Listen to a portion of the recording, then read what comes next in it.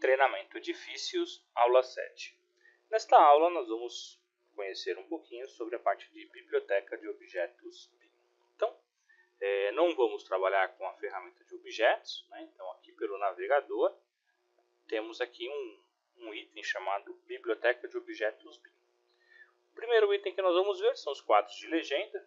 Então quando clicamos duas vezes, temos aqui toda a parte de biblioteca de legendas e carimbos que existem dentro do programa. Basicamente esse componente a gente pode criar um novo ou editar um existente.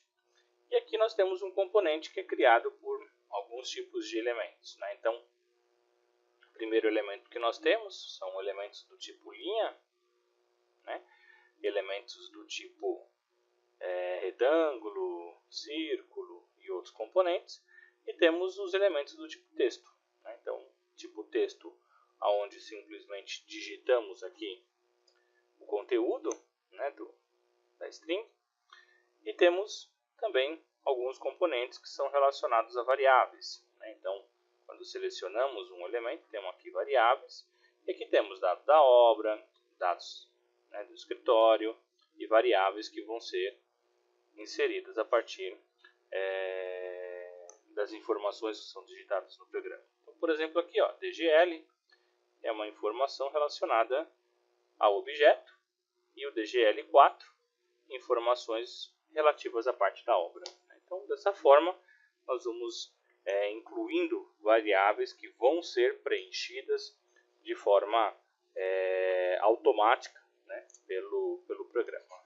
Então, aqui nós vamos cancelar e vamos conhecer um pouquinho sobre essa parte de bibliotecas. As bibliotecas elas se dividem em três etapas, né? Então, eu tenho sempre a biblioteca do projeto, onde tem todos os elementos que fazem parte deste arquivo que nós estamos trabalhando, né? Como um arquivo em branco, a gente percebe que tem poucas informações.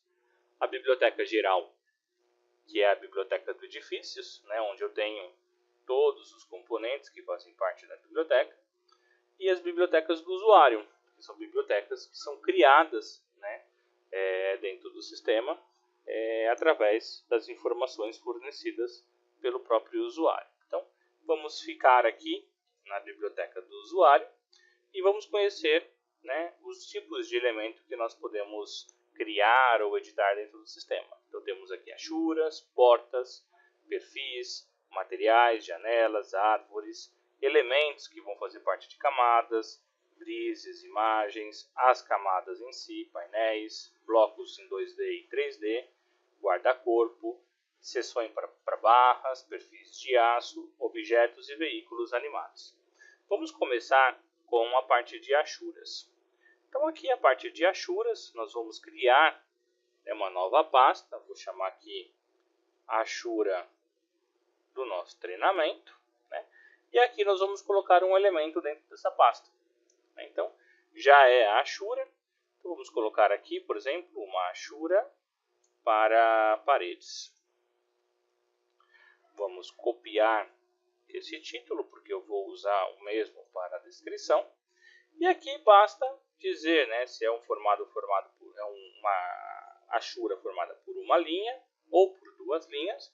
Se for personalizado, nós podemos importar, por exemplo, um arquivo de achuras. Então, eu entro aqui, ó, material. Esse arquivo de achura contém dois tipos de elementos, né, com duas linhas e também com uma única linha. Aqui podemos definir fatores de escala, por exemplo, 0.5, né, então, ou seja, me mostra aí as achuras que serão utilizadas. E aqui simplesmente eu vou confirmar e tenho já a achura criada dentro do sistema.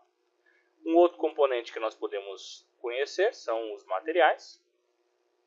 Então aqui os materiais, nós vamos criar também uma nova pasta. Vou colocar aqui material da parede.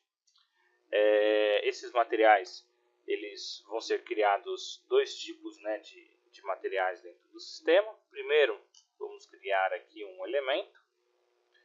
Eu vou chamar simplesmente que é um elemento de cerâmica áspero. Então ele já me traz as informações caracterizado para esse tipo de elemento. Lógico que eu posso alterar. Então, vou colocar aqui, por exemplo, parede de pedra, que eu posso definir mais uma vez o tipo, né, de descrição.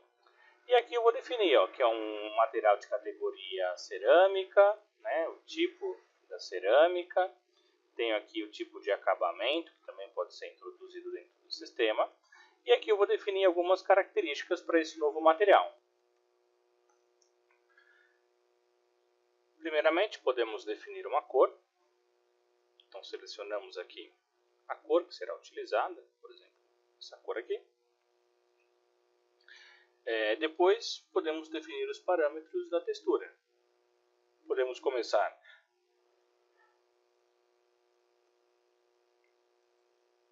com a foto da textura. Então, aqui ele me pergunta se a cor vai ser ajustada conforme a textura. A hachura, nós acabamos de ver como criar.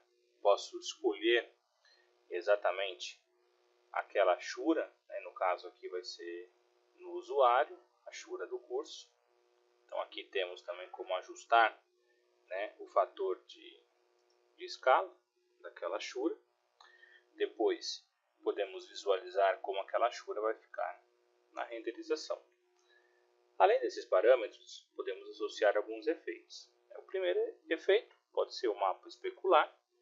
Aqui podemos associar uma imagem do mapa especular, onde o mapa especular ele contém informações sobre como o material deve refletir a luz e depois realizar o espelhamento, né? Então, dessa iluminação, né? O mapa especular ele é um mapa preto e branco, onde as áreas mais escuras são pouco refletivas e as áreas mais claras representam as partes mais brilhantes e mais reflexivas, né, do material.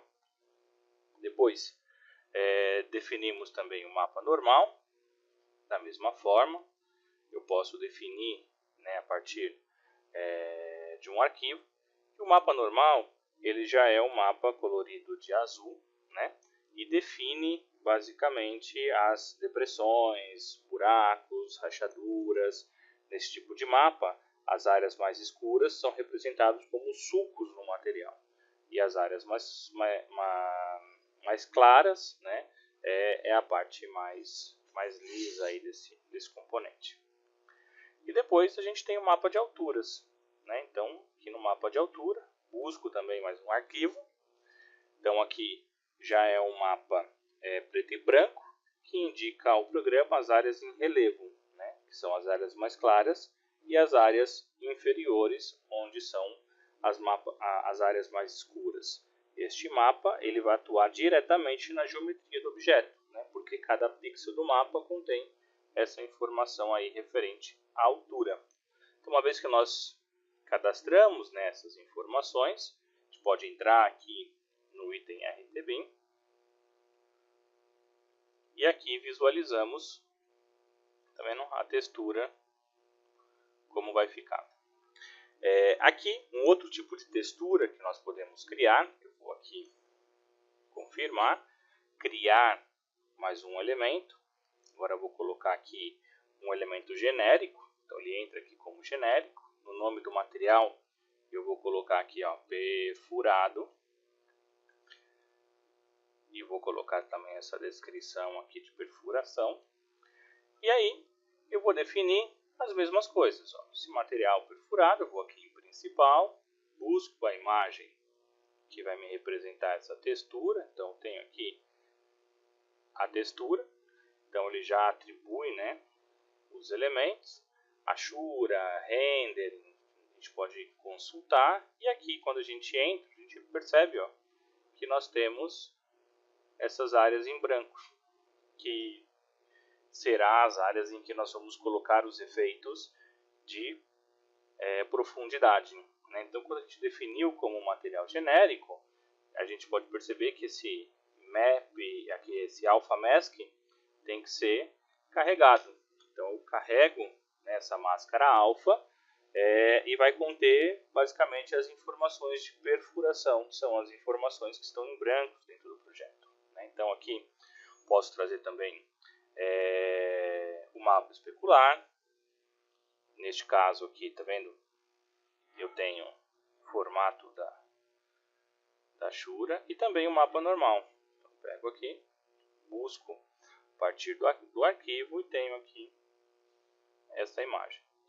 Veja que ao carregar o AlphaMask, agora eu entro em RTBin e já posso visualizar o material perfurado, né? Então basta confirmar agora para que ele possa fazer parte aí também da nossa biblioteca. E por último, um outro tipo de elemento que nós vamos cadastrar dentro do software é o elemento do tipo estratigrafia, né? Então nós vamos criar uma parede, por exemplo, de bloco e reboco, né? Então aqui a gente pode entrar em elementos para estratigrafia, onde a gente pode consultar, por exemplo, os elementos que fazem parte da biblioteca do usuário ou da biblioteca geral do programa, que é onde já estão cadastrados os blocos e todos. Então aqui eu poderia criar elemento por elemento, mas eu vou criar simplesmente um novo tipo de estratigrafia usando os materiais já existentes dentro do programa. Então aqui eu vou criar uma pasta chamada parede, e aqui eu vou criar um novo elemento, né, que vai ser uma estratigrafia. Eu vou colocar aqui parede de, vamos pensar, um bloco de 14 com 5 centímetros de reboco para cada, 5 milímetros, né, de reboco para cada lado. Então vai ser 14 mais 1, né, uma parede de 15 centímetros, tá certo? Então aqui a gente percebe que o default é criar uma parede com 10 centímetros. A gente vai clicar aqui no editar. E nessa primeira camada, ao clicar aqui em editar, nós vamos dar as informações. Então quero, por exemplo, em tijolos, né? Aqui eu estou pegando geral, tá vendo? Tem que tomar cuidado para ver aonde você busca. E eu quero pegar aqui na biblioteca tijolos, paredes internas. Quero um tijolo maciço furado mesmo. Então aqui eu seleciono, peguei, falo que é uma parede de 1,40, dou Enter e já ajustei aqui com o tijolo. Agora, como que eu coloco o reboco aqui desse lado? Então aqui, ó, a partir da camada que está selecionada, selecionamos aqui uma camada à esquerda e especificamos que é um reboco interno. Clico 2 vezes e especifico aqui, ó, tem uma camada de, 5, né? É uma camada aqui de 5 milímetros, tá certo? Então, coloquei o reboco de um lado e quero agora colocar o reboco do outro. Veja que aqui, ó, vai acontecer um erro, porque eu não selecionei a camada do centro. Então, eu vou sair, clico novamente na camada aqui do centro e a partir daí eu crio o reboco agora do lado direito. A mesma coisa, especifico também que é 5 e aqui eu tenho a camada criada, né? Então, eu tenho 5 mais 140 mais 5, ou seja, eu tenho uma parede com 15, né, formada com blocos aí de 14. Então são os componentes. Então dessa forma eu vou criando a estratigrafia da maneira que eu achar mais conveniente. Então eu poderia criar agora material pintura, posso colocar outros tipos de revestimento, como gesso, etc. Então, ou seja, é dessa forma que eu clico, que eu vou finalizar. Ao finalizar, eu confirmo e já tenho aqui as paredes de 15 já criadas. Então, quando eu entro aqui em planta baixa e quero desenhar um novo tipo de parede, né, eu posso escolher a estratigrafia. Aqui no caso, em vez de geral, vou colocar o usuário, que eu tenho aqui a minha parede de 15 já especificada e disponível para ser utilizado dentro do projeto, né? E ao clicar em edição, tenho aqui exatamente o que nós acabamos de visualizar.